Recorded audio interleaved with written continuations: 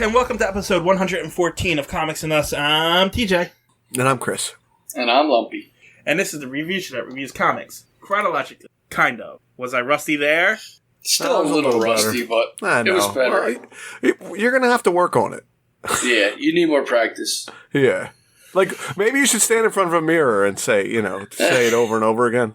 Watch your mouth, like, keep, you got to enunciate. Uh-huh. How many times have you done this intro? I don't know, 3? 4? Maybe? It wasn't even this intro, it was the other. 4. Like 4 times? Yeah, and every time I do it, we get emails saying it was way better when I did. Yeah, you should do the intro, they said. Yeah. I think How come we always get to hear TJ's crappy intro when you guys do it so much better than he does? Do you want to do the intro? I heard Uncle Chris does it the TJ's job. best. That's what he gets paid for. That's what I thought. You don't want to do the intro, considering I've done it 106 times now, not counting all the other episodes that I also done. You hear a lot of whining. I don't know.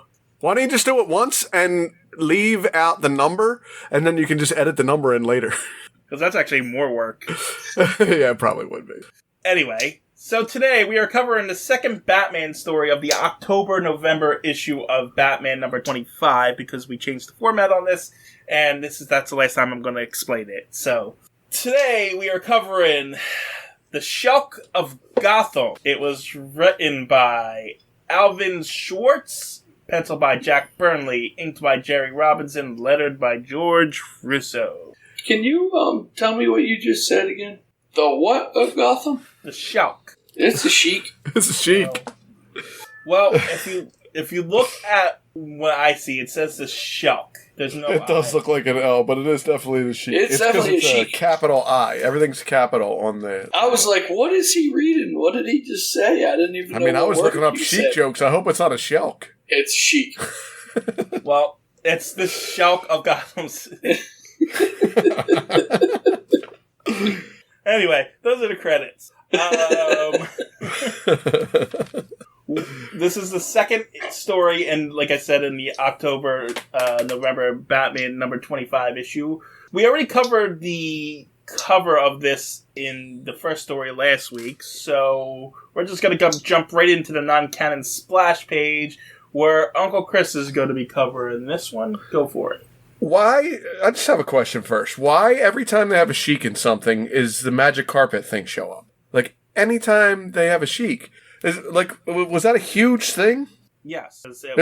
It's like the only major fairy tale thing that comes from them. Like, if you ever read 1001 Arabian Nights, that's where that comes from. Like, that. Is that what... It's crazy. It's like the equivalent of Little Red Riding Hood over here. Or something like that. That's a bad example. Nobody's flying around on Little Red Riding Hood. No, what I mean is that story. You know what I don't mean? know that. Yeah, I know what you meant. I was just being a jerk. Anyway, so we got a full black cover, just dark black cover. Batman symbol. Even the Batman symbol's not all blue. It's mostly black with blue highlights. And then it says Batman in red, Robin in yellow. And Batman and Robin are on a magic carpet chasing a Sheik, and he's got a sword, and he's getting ready to chop Robin's arms off. And then we got the bottom, we got the, 4 paragraphs of words at the bottom of the splash page. And up in the left corner, we got Bob Kane, of course. The paragraph of words is written in sand. It is written in sand. I didn't even notice that. But then what is that? A beach blanket on the end of the sand? The blue thing? No, it's desert. It's all desert. So what's the blue? Is that an oasis? No, it's just desert. They just decided they wanted to draw sand different colors. Okay. Or because it's nighttime, that's the moonlight reflecting off. Then what's the pink?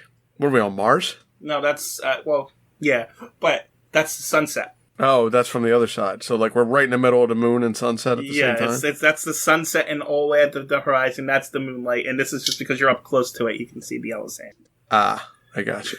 Don't make me come up with excuses for these people. I was going to say, you are literally just, you're making up full excuses for the shitty drawing that is on this splash page. For this lackluster art that's coming up here. But if you really want me to.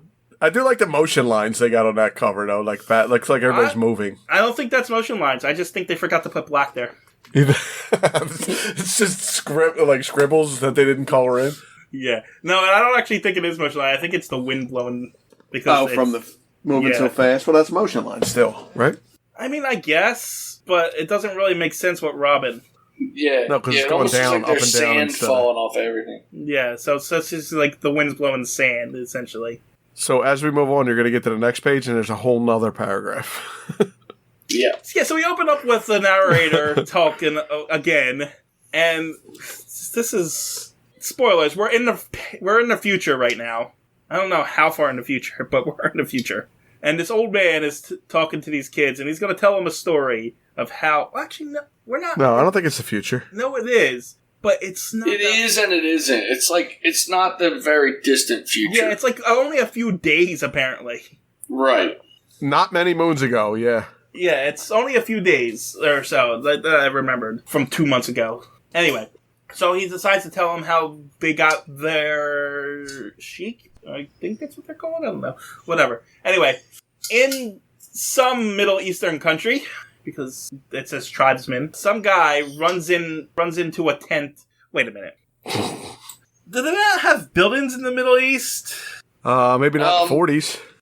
I mean, I'll be honest. From the things that I know of the Middle East, like from what I've heard and what I see is, yeah, they have buildings, but there's a lot of like outlying areas that are not like, built up the way we are. I don't think they're out there building in the deep desert where there's no water and things like that. They're probably just living in tents. No, right? There's a lot of tent cities, things like that.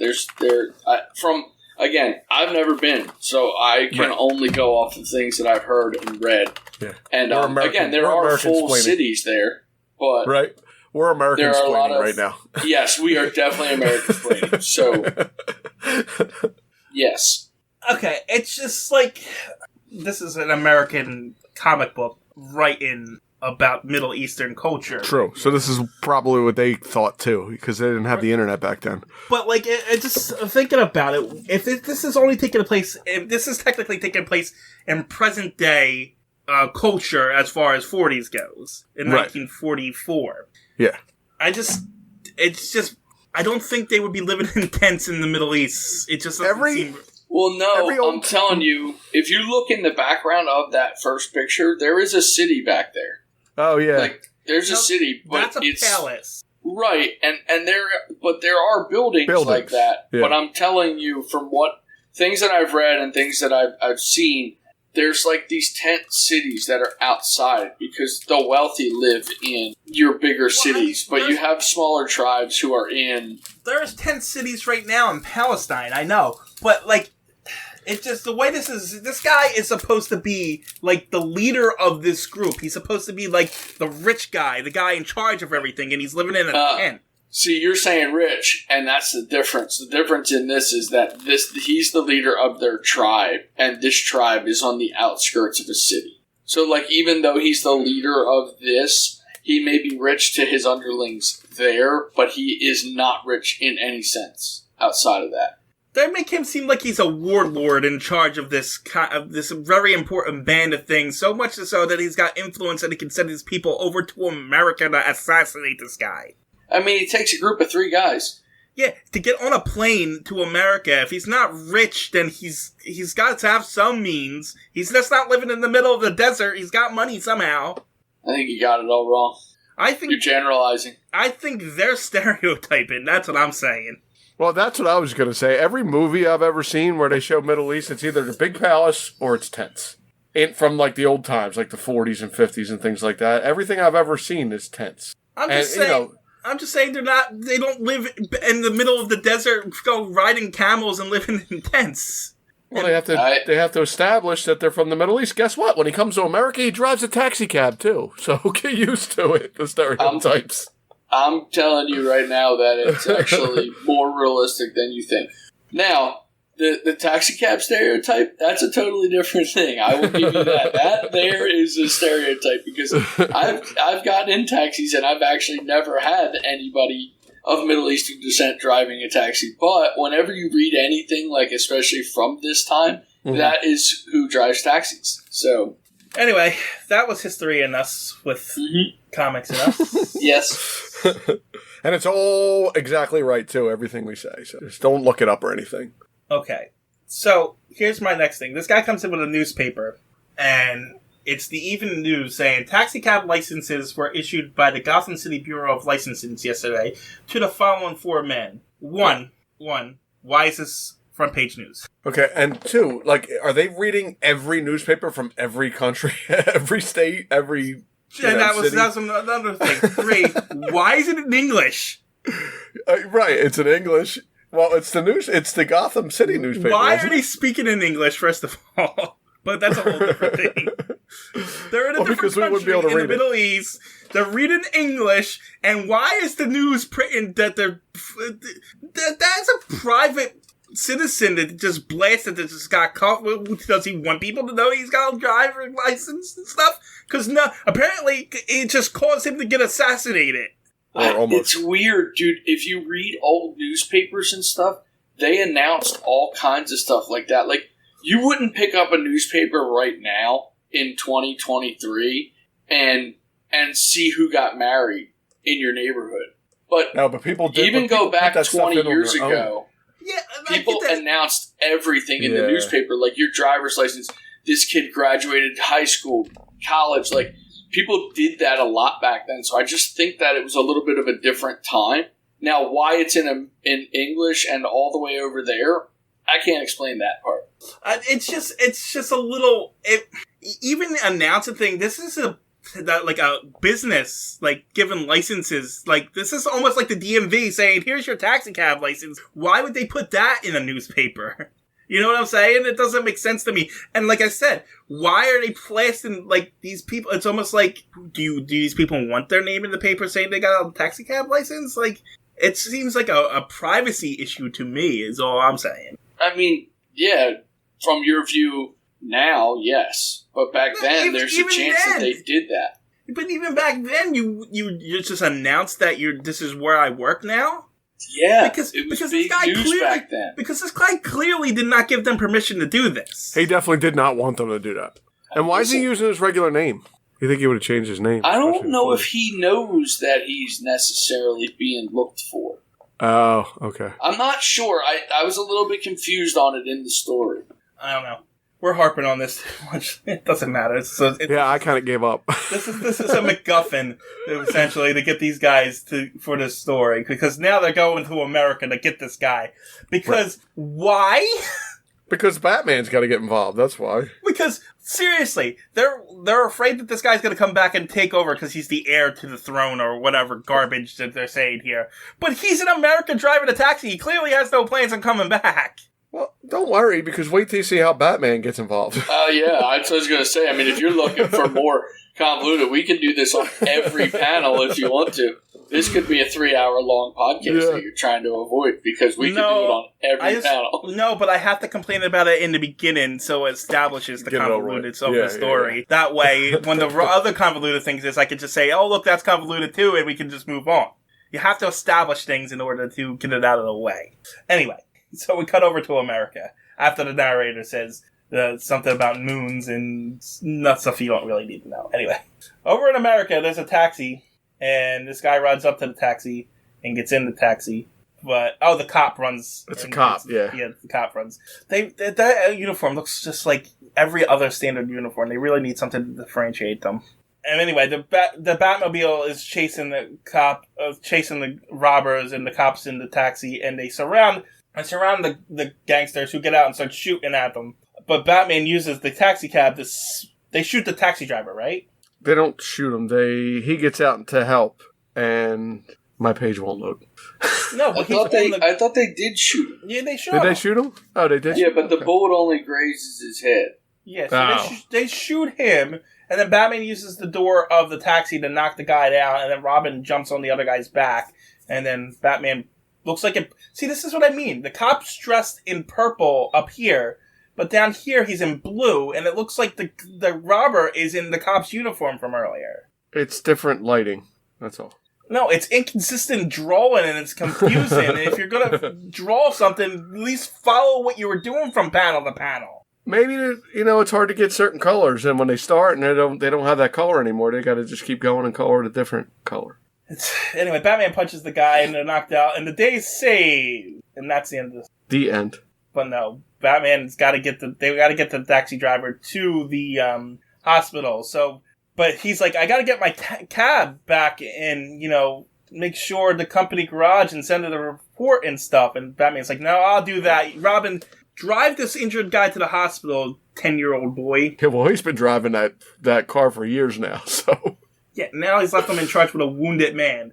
Yeah. Meanwhile, the cop's not going to do anything. I guess the cop's just going to arrest the guys. I don't know why they don't have the cop take the guy to the hospital, and because that's his job.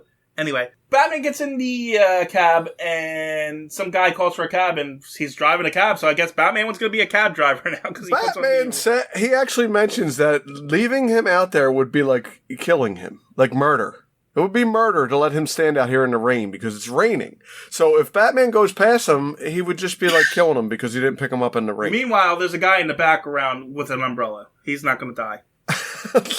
Well, I mean, apparently Batman thought he would.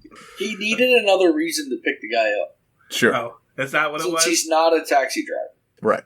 But he is now because he's going to get ready to change his uniform right there while he's driving up to the guy. So yeah, he's Batman. So he stops and he sees him do something. What is that in the mirror? He watches the guy purposely leave his wallet on the seat. Oh, yeah. Wow. Okay, so the ride's only 3 panels. Okay, that's confusing. Yeah, no, the ride's only 3 panels, and during that ride, Batman realizes that he's purposely putting his wallet on the seat. So here's what actually happens. The guy gets in the cab and tells him to take him to the closest subway. So it is a short ride anyway. They established that right away. Right. They also established that the guy is purposely going out of his way to make sure that the driver sees him leave the wallet on the seat. No, I think he was trying to set it up so that the driver brings it to him. I don't think he knew that they was leaving it on the seat, did he? Yeah, Batman saw it. I know Batman saw it. I didn't think the guy did it on purpose for Batman to see it, though. Yeah, the guy purposely does it. He goes out of his way to make sure that he leaves it on the seat so that it's the whole reason to get the cab driver to bring it to him. He knows this cab driver is going to try to return the wallet. Yeah, but that's going on a lot of faith that he's that the cab driver does not just take his wallet and steal his money and just throw the cab wallet out the side of the cab. Well, he thinks that he's the honorable Sheik that he's looking for. And knowing that guy's character is he's going to return it. The key word is thinks. Yeah, I mean, he's just saying he knows the guy's character. Yeah, whether he's right or wrong, no. He thinks that, and it's not even him. It's somebody completely different. It's not even... Bruce Wayne doesn't even have the same skin color. And in this comic, they all have the same skin color. Well, they mentioned that he hasn't seen him in 10 years, so he don't recognize him. Right, this is a stupid plan. But listen, we already know you don't like the story. It's okay. You can run through it. It's fine. So the plot's got a plot. So Bruce takes a while and goes to deliver the thing. And he goes in and, oh no, what a surprise. It's a trap. And they knock out Bruce for the 77th time. That's it? 77 times. I'm sure he's got like brain damage and stuff, right? He's got to. The thing is, he's not knocked out. He is, though. But he's not. He's not knocked out. They knock him out and tie him to the chair. I thought he pretended to be knocked out. Maybe he does get knocked out, then they tie him up and he wakes up. And pretends. Yeah, because it says the Batman's senses revive. I'll give you the knockout. You want it that bad, you can have the knockout. No, I wrote it down. That means it happened. Is that how it works? If you write it, it happens, yes. And that's it. Okay. And I wrote it 2 months ago, so there hasn't been a reason for it. Anyway, so apparently they're speaking Arabic, and Bruce speaks Arabic. Well, of course, Bruce speaks everything. But it's just breaking my brain a little bit here because, like, what's the matter? What's going on?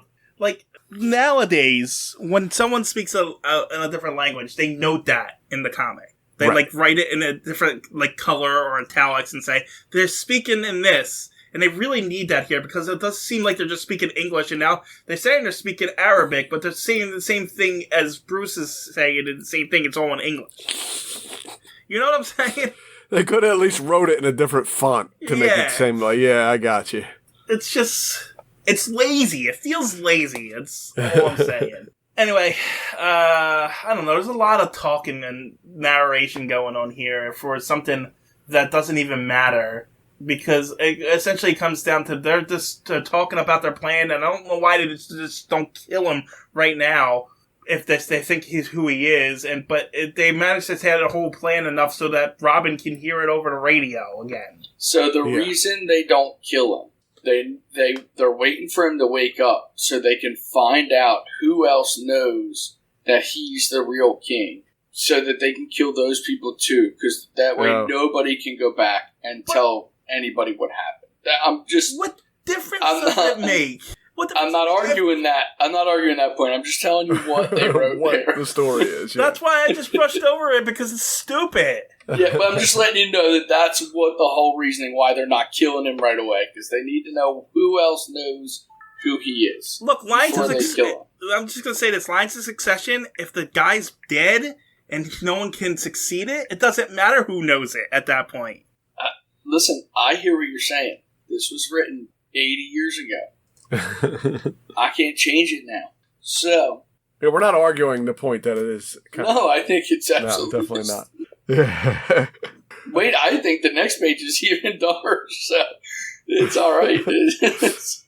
I actually tried to look up the songs he's talking about, and I can't even find. I don't even know what the hell. I don't even know if they're real songs. You know what? You described this stupid plan. So, Batman's apparently turned. Before you do that, the next page is literally just Robin and Alfred listening to Batman. There is so many words on this page. Apparently, Bruce Wayne turned on his receiver on his belt, and he's singing through it. And Robin realizes that he can't talk, so he can't respond to him. So the first thing he sings is he's humming the Prisoner song. I don't know what that is. And Robin figures out that he's a prisoner. And then, oh no, the song has changed. Now Batman's humming There's a Small Hotel. Yes. And they figured that out. And then, this is where it really gets weird. Oh, then yeah. he starts... This is good. Humming the beginning of Beethoven's Fifth Symphony. And they can't figure that out. They're on the wrong track. And then Robin figures out that the beginning of Beethoven's Fifth Symphony is Morse code for the letter V, which means it's the Victory Hotel. He's a prisoner. Yeah. Da. I can't even argue. Like, I have no idea. If you're curious about the songs, it's the Prisoner song by Vernon Dalhart. I saw that. I have no idea what that is. I don't want to say in case I'm wrong. Right. There's the other song is also There's a Small Hotel from the musical On Your Toes, if you're interested. And so Robin knows all these songs just from Batman's humming? I mean, they probably just sit around listening to the radio. True. They do. That's how they get some of their crimes. Yeah, and if you don't know what's Beethoven's Fifth Symphony, you are... Anyway. And not only that, it's been in every cartoon. It's Bugs Bunny played it a million times. It's been around forever. First song my daughter learned on the... Really? So you probably heard it thousands of times over and over and over again, yeah. Thousands. So, anyway. So, Robin figures out, with quotation marks, where Batman is, and then the Sheik wakes Bruce up and they're talking to him. Before you get to that, when did that huge fin grow on the back of the Batmobile? Because that's huge. You don't remember because you haven't read a comic in 2 months. That's what had happened. Yeah, I don't know. I like it. Let's just say I like the big fin and the bat face on the front of the car. I know the bat face, the battering ram face, but I didn't realize the fin was that huge. It does seem smaller, compact. The car seems almost smushed the car down, but the fin and put the fins the same size. Yeah. All right, sorry. Anyway, they wake Bruce up, they interrogate him, and then they realize it's not him, right? Yeah. No, they're getting ready to kill him, and Robin pops in. Yeah, because it's not him. It's not the guy they're after. So they're going to kill him.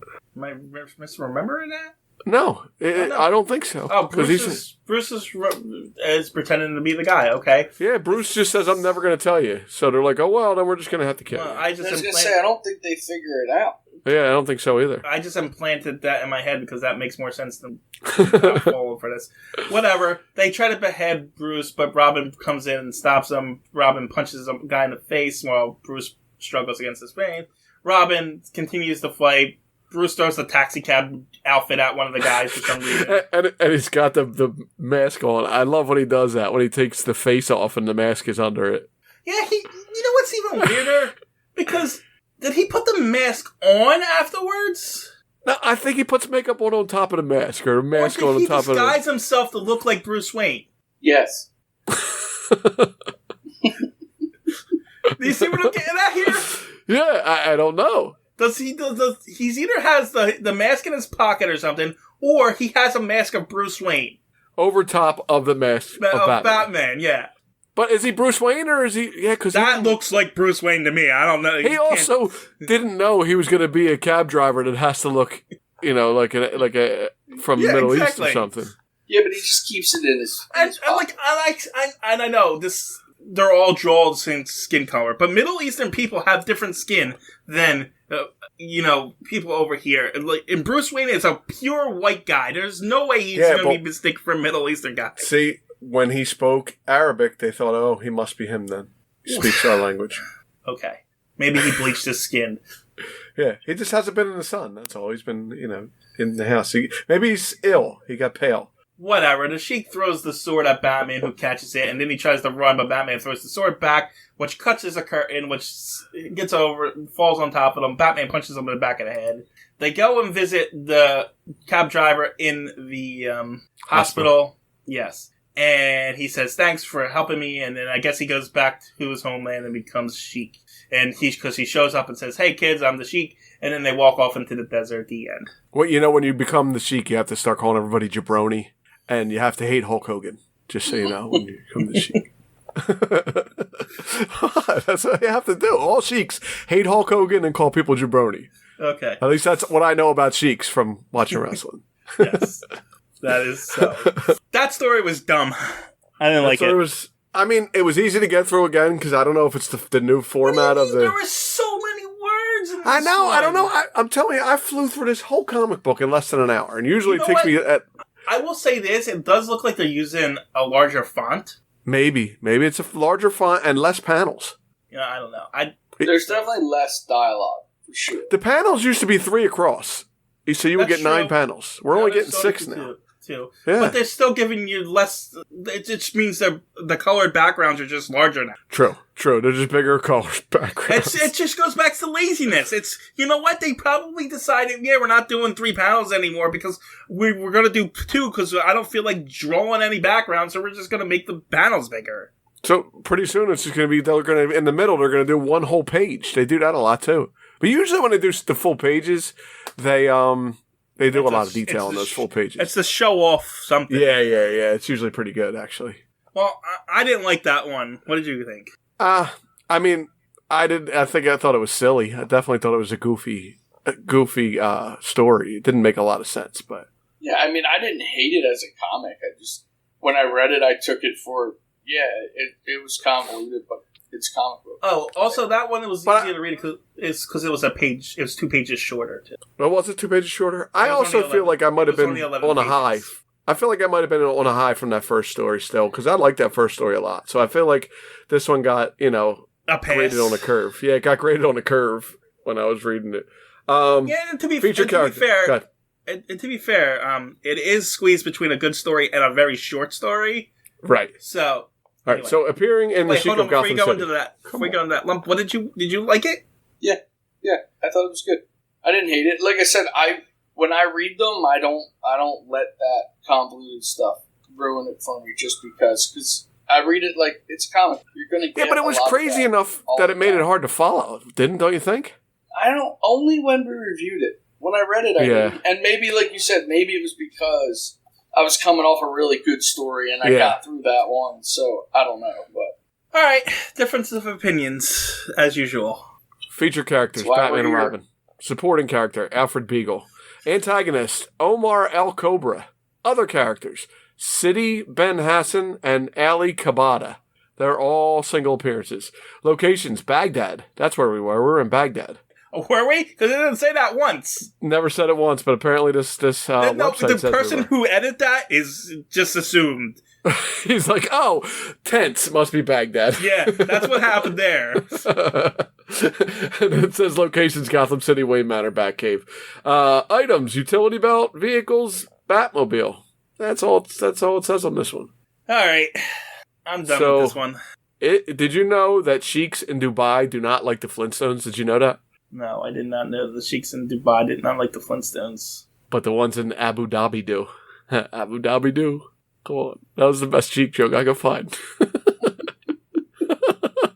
The other ones kept talking about, I just met an Arab with 10 cows. He was a milk sheik. Come on, that one is worse.